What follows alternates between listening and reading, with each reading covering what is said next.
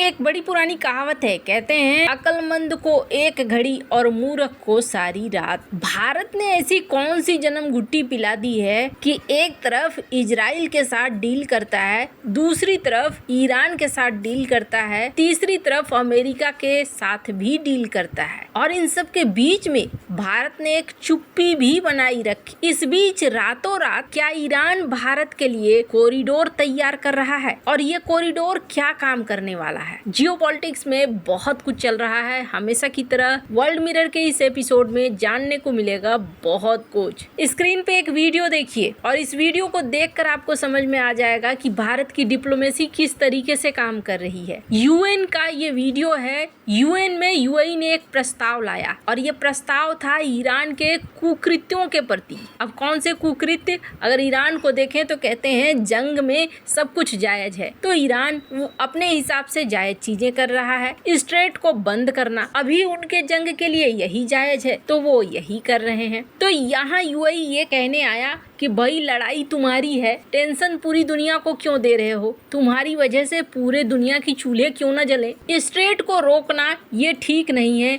इससे दुनिया भर में मुश्किलें बढ़ रही है। तो इस चीज को लेकर यूएई ने कल भारत को फोन भी किया था और आज ये देखने को मिल रहा है कि ये वीडियो सोशल मीडिया पर अवेलेबल हो चुका है कि यहाँ यूएन में भारत ने ईरान का विरोध किया। Thank you to the Secretary General of the IMO for his efforts and focus on seafarers and the maritime economy.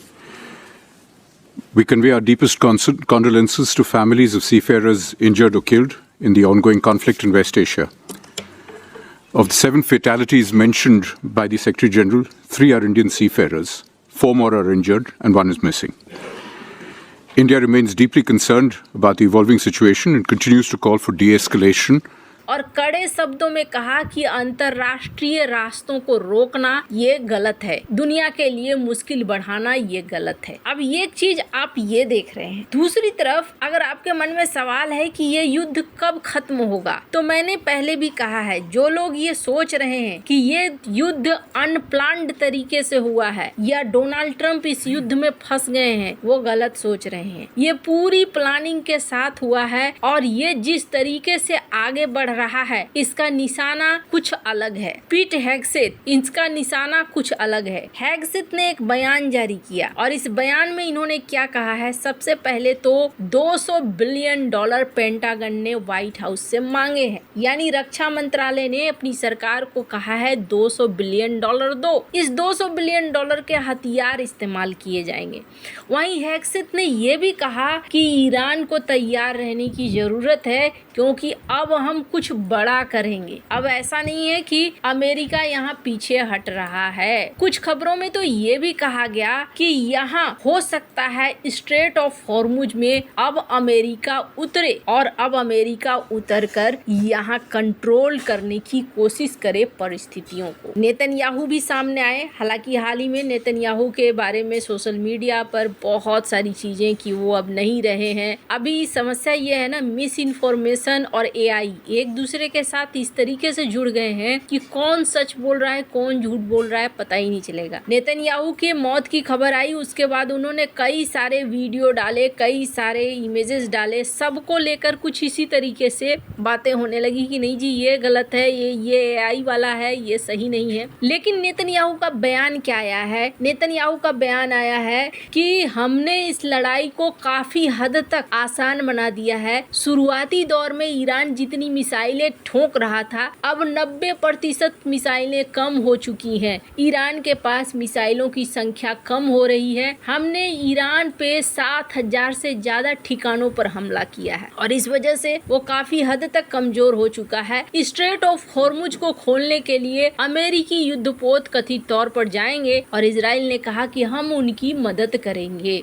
अब यहाँ पर हेगसेथ के बयान की अगर बात करें तो उनके बयान में बुश द्वीप का नाम फिर से आया, खर्ग द्वीप, जिस पर उन्होंने कहा कि यहाँ के मिलिट्री इंस्टॉलेशन को हमने तबाह कर दिया है और अब खर्ग द्वीप पर हमारा एक्शन जो है वो आसान हो जाएगा। तो मैंने पहले भी कहा है कि जो लोग सोच रहे हैं कि यहाँ कहानी अलग है, तो आपको बता दूं, कहीं पे निगाहें कहीं पे निशाना, कुछ ऐसा सीन चल रहा है। खर्ग द्वीप हॉट सीट पे है और इसको लेकर अमेरिका के प्लान अब धीरे धीरे दिखने शुरू हुए हैं। खैर, अब इन सब के बीच में टेंशन की बात क्या है, भारत और चाइना ये दोनों तेल तो निकाल रहे थे। इसको लेकर तुलसी गबार्ड ने भी कहा कि हाँ जी, दो देश हैं जो यहाँ से तेल निकाल रहे हैं। भारत के लिए ईरान ने अब एक नई पेशकश की है। दोनों देशों के बीच बातचीत चल रही है। डॉक्टर एस जयशंकर ने बातचीत भी शुरू किया है। इसमें ईरान एक कॉरिडोर बना रहा है। अब ये कॉरिडोर क्या अलग से कहीं जमीन काटकर नहर निकाली जाएगी?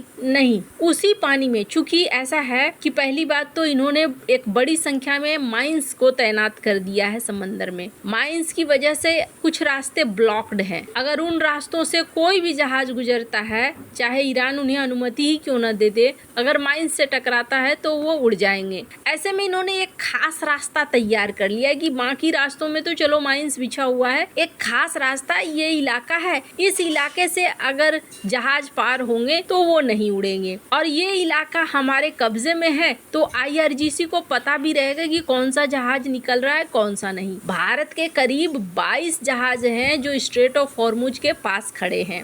अब कहा जा रहा है कि ईरान एक कॉरिडोर बना रहा है ताकि भारतीय जहाजों को निकाला जा सके, और ये कूटनीतिक तौर पर भारत के लिए एक बड़ी जीत है कि ईरान भारत के लिए इतनी बड़ी चीज कर रहा है। वैसे एक जहाज के लिए कहा जा रहा है कि भारत को $1 मिलियन यानी उस जहाज के मालिक वगैरह को देने पड़े हैं। हालांकि बाकियों के लिए ऐसा नहीं कहा जा रहा है। कहा जा रहा है कि ज्यादातर जहाज डिप्लोमेसी से निकल रहे हैं, कूटनीतिक मदद से निकल रहे हैं। तो यहाँ 22 जहाज हैं जिनको निकालने की कोशिश हो रही है। कहा तो ये भी जा रहा है कि 9 जहाज निकल चुके हैं। अब बहुत सारे लोगों के मन में सवाल होगा। पीएम मोदी गए इजराइल, पीएम मोदी ने नेतन्याहू को गले लगाया, वापस आए, और ईरान के साथ जब जंग हुआ तो पीएम मोदी ने कोई खास शब्दों का इस्तेमाल नहीं किया तुरंत से। फिर ईरान भारत की इतनी मदद कर क्यों रहा है? आखिर ऐसा क्या है? तो पहली बात मैं आपको बताऊं, चाहे औपचारिक तौर पर, आधिकारिक तौर पर हाँ हो या ना हो, लेकिन हमेशा से ये कहा जाता है कि